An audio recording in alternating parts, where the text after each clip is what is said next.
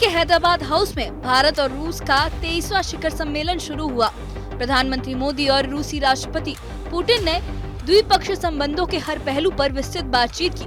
Putin ने भारत को भरोसा दिलाया कि रूस तेल, गैस, कोयला और ऊर्जा के लिए आवश्यक सभी संसाधनों की बिना रुके सप्लाई जारी रखेगा।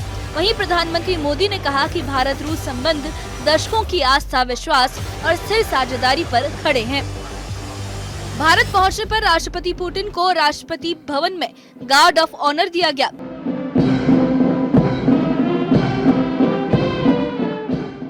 राजघाट जाकर उन्होंने महात्मा गांधी को श्रद्धांजलि दी और प्रधानमंत्री मोदी के साथ ये संदेश दिया कि दोनों देशों की दोस्ती सिर्फ रणनीति नहीं बल्कि भावनात्मक जुड़ाव भी है।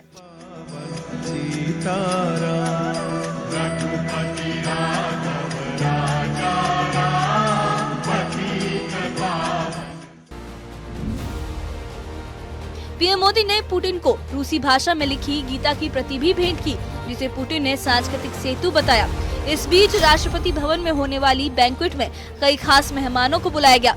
शशि थरूर को निमंत्रण मिला, लेकिन सूत्रों के मुताबिक राहुल गांधी को आमंत्रण नहीं भेजा गया। विदेश कार्य समिति के अध्यक्ष के रूप में मुझे बुलाया गया, तो मैं क्यों नहीं जाऊँ? ये तो मैं हमारे फर्ज से जाता हूँ।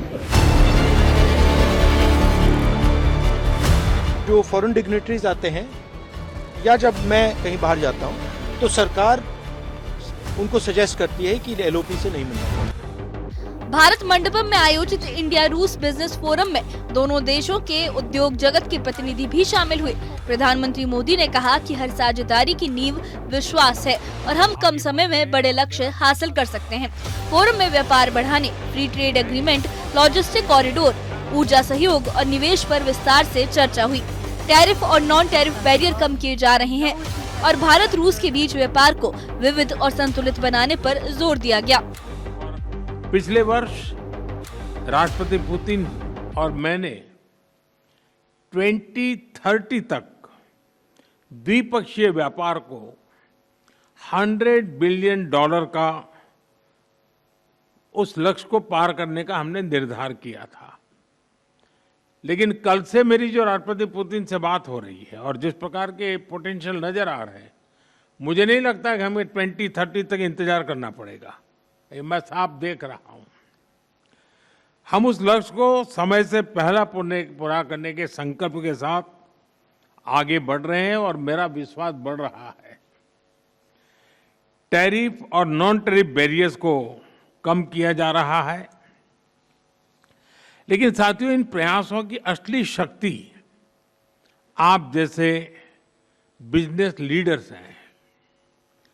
आपकी ऊर्जा, आपका इनोवेशन और आपका एम्बिशन, यही हमारे संयुक्त भविष्य को आकार देते हैं।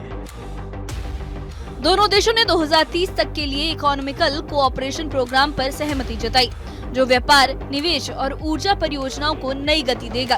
कनेक्टिविटी के लिए INSTC, नॉर्दर्न सी रूट और चेन्नई व्लादिवोस्तोक कॉरिडोर पर भी तेजी से काम करने का फैसला हुआ।